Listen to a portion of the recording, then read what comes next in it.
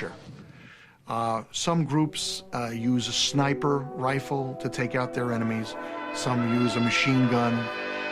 Some use a pistol. The group with which Mr. Mogilevich is associated, their signature is the car bomb. Did you wish him dead? I was totally indifferent to him. I didn't know him. I haven't even met him. Were you angry that he was giving police information about you? I only found out about that after his death. But in addition to myself, there were 20 politicians and 50 other people who also figured in the case. So why was it me who killed him and not one of the other people? Was it in your interest that he died? Look, I didn't know the man. It wasn't my line of business. Boris and his friends were selling oil products in Hungary. I was selling weed. Did you have anything to do with his murder? Of course not. It's true that Mogilevich didn't have a personal hand in the death of Boris, but he didn't need to. There are 200 armed Russian gangsters in Hungary, any one of whom knew only too well how to dispose of a dangerous informant. Mogilevich's denial of direct personal involvement in the horrific car bomb murder of Boris does stand up to investigation. Here in Budapest, we've discovered there is indeed another Ukrainian-born brigade commander, a much-feared mobster with over 100 men under his control. He happens to run bomb factories. Furthermore, we've been told that he was Mogilevich's right-hand man in Budapest. The truth is, this city remains infected with Russian organized crime problems, a grim warning to the rest of Europe. Hungary wants to join the European Union in 3 years. Those Russian mobsters who gain citizenship will then be able to cross the EU's boundaries with impunity and take their deadly trades with them. Hungary is the last barrier, but the police remain gloomy. Megöregszenek, családot alapítanak, letelepednek Magyarországon. They settle in Hungary because they like it here. És innentől kezdve nincs érdek. As they get older and have families, it's possible that they won't need to commit crimes, especially if their legal enterprises provide them with sufficient income. Itt most már csak az a... The question is whether a younger generation of gangsters will come over to replace them. That's a very gloomy outlook for the future. Igen, de hát ez a valóság. That's the reality. An even more pressing reality is the inexorable progression of Russian organized crime from the street to the boardroom and big white-collar frauds. Mogilevich, a born capitalist and ruthless entrepreneur, has spent his life taking risks. Russians like him were just waiting for the historical moment to back their hunches, study capitalism's shortcuts, and get very rich very quick, whatever it took. YBM Magnex in Pennsylvania, a lively company that had factories in Hungary and Britain making industrial magnets, typical of the kind of 90s financial opportunity that savvy investors turn to in their thousands. The company's glowing claims and blue ribbon board of directors, many unaware of the truth, propelled YBM's shares from a few cents at their launch on Canadian stock exchanges to over $20 in only 2 years. Everyone started making money, on paper anyway. Yeah, we know about Iskar, and Becky knows about Iskar from Iskar, yeah, from Buffett. That was one of the greatest managed companies and innovators he had ever seen. Teva's the biggest generic company, Dan. But what did you find out? What drives the innovation? What's different? What are we not doing here with so much more opportunity and security? Look, we go through 8 factors in the book. Let me just quickly focus on 2 or 3 of them. One is Israel's immigration and assimilation policies. The Israelis have very innovative policies in how they bend over backwards to bring people to their country from around the world. You know, they paid human traffickers, or they were forced to pay human traffickers in order to get them there.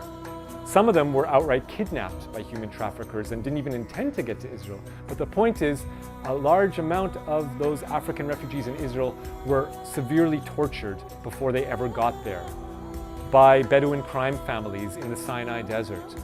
Human traffickers who, on top of the usual tortures you can imagine, the beatings and the rapes and the gang rapes and the executions, They're also invented a new kind of torture where they take plastic bags and burn them and then drip them on people's bodies. So I'm sorry to have to show you that, but I thought it was important that you understand the level of suffering that these people got to even before they ever entered. The minute they got to Israel, we should have washed their feet and made a bedding for them and give them every privilege possible. But that's not what they faced. They were dumped on the streets of Tel Aviv. Israeli prime ministers run for office talking about how many immigrants they're going to get into the country. They don't view immigration as a burden, and they have some very innovative policies for assimilating them. Civilian research and development, they spend more as a percentage of their economy on R&D than any country in the world. And they have some very innovative ways for how they actually make that R&D funding matter. It's not just about spending, it's about how you make it matter to the startups and the companies using it. And the role of the military, Joe, is like amazing. These young 18-year-olds go into the military when they finish high school. Males serve for 3 years, females serve for 2 years. They get the most incredible leadership and entrepreneurial experience in the battlefield, and the entire economy knows how to read a military resume. Investors, CEOs of companies, when these guys come out of the military, they know how to integrate them and their battlefield experience into the economy. And the U.S. does not know how to do that. And we look at how we could better integrate our soldiers and Marines serving in places like Iraq and Afghanistan, coming back with incredible experience and getting them to work. We don't know how to do that today. By now, Syria was being torn apart by a horrific civil war. What had started as part of the Arab Spring had turned into a vicious battle to the death between Bashar Assad and his opponents.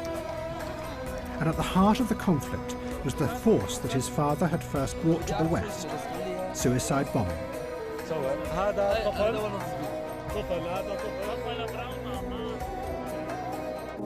Back in the 1980s, Bashar Assad's father had seen suicide bombing as a weapon he could use to force the Americans out of the Middle East. But over the next 30 years, it had shifted and mutated into something that had now ended up doing the very opposite, tearing the Arab world apart. Hafez al-Assad's dream of a powerful and united Arab world was now destroyed. In Iraq, extremist Sunni groups had used suicide bombing as a way to start a sectarian war. And now, groups like ISIS brought the same techniques into Syria to attack not just Assad's son, but his fellow Shiites.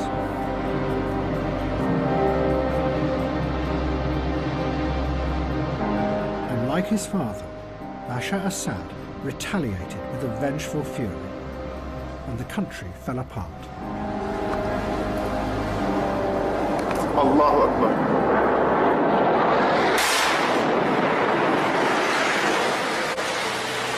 Allahu Akbar. Allahu Akbar.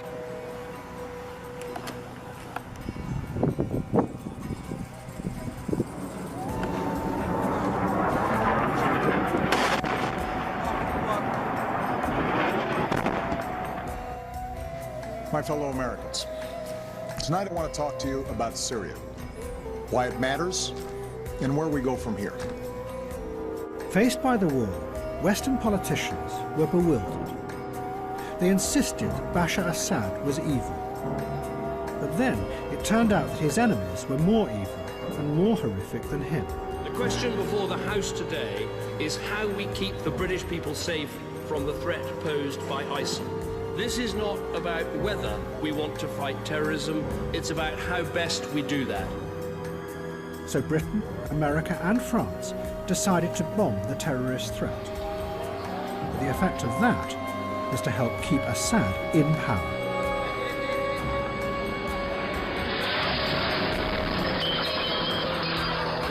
Then it became more confusing. Suddenly, the Russians intervened. President Putin sent hundreds of planes and combat troops to support Assad. But no one knew what their underlying aim was. They seemed to be using a strategy that Vladislav Surkov had developed in the Ukraine. He called it non-linear warfare, which was a new kind of war where you never know what the enemy are really up to. The underlying aim, Surkov said, was not to win the war, but to use the conflict to create a constant state of destabilized perception in order to manage and control.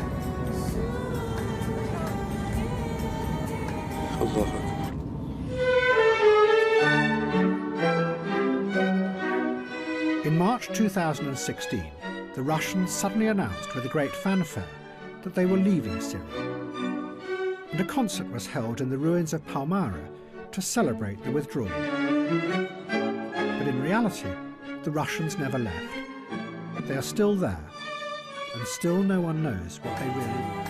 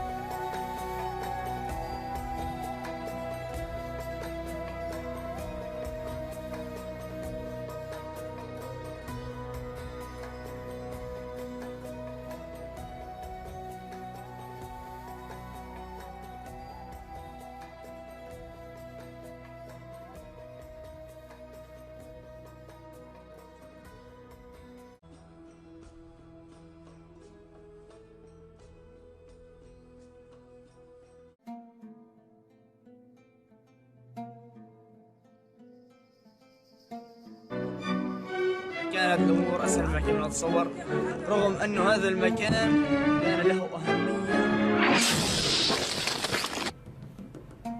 And within Syria, there was a new Islamist ideologist who was determined to exploit the growing uncertainties in Europe and America.